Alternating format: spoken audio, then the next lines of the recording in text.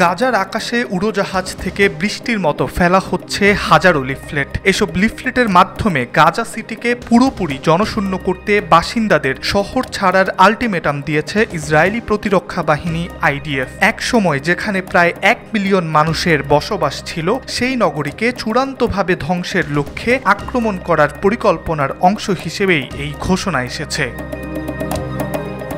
Israeli বাহিনীর আকাশ থেকে ফেলা এসব লিফলেট হাতে গাজাবাসীর চোখে মুখে দেখা গেছে অসহায়ত্ব ও বিমর্ষতার ছাপ। কোথাও নিরাপদ আশ্রয়ে না থাকায় এই নির্দেশ ফিলিস্তিনিদের মধ্যে ব্যাপক আতঙ্ক ও বিভ্রান্তি তৈরি করেছে। অনেকে দক্ষিণে চলে যাওয়ার সিদ্ধান্ত নিলেও অনেকেই জানিয়েছেন তারা থেকে যাবেন।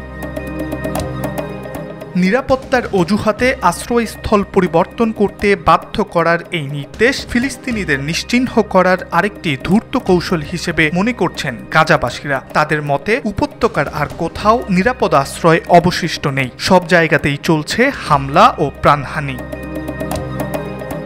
ইতোমধ্যেই গাজার 90% অবকাঠামো ধ্বংস করে ফেলেছে ইসরায়েল। গাজা উপত্যকার পুরোপুরি নিয়ন্ত্রণ নিতে সিটির বহুতল ভবনগুলো গুঁড়িয়ে দিচ্ছে ইসরায়েলি বাহিনী। ধারাবাহিকভাবে অবশিষ্ট অন্যান্য স্থাপনাগুলোতেও হামলার আগে এসব লিফলেট ফেলে হুমকি দিয়েছে ইসরায়েলি প্রতিরক্ষা বাহিনী আইডিএফ।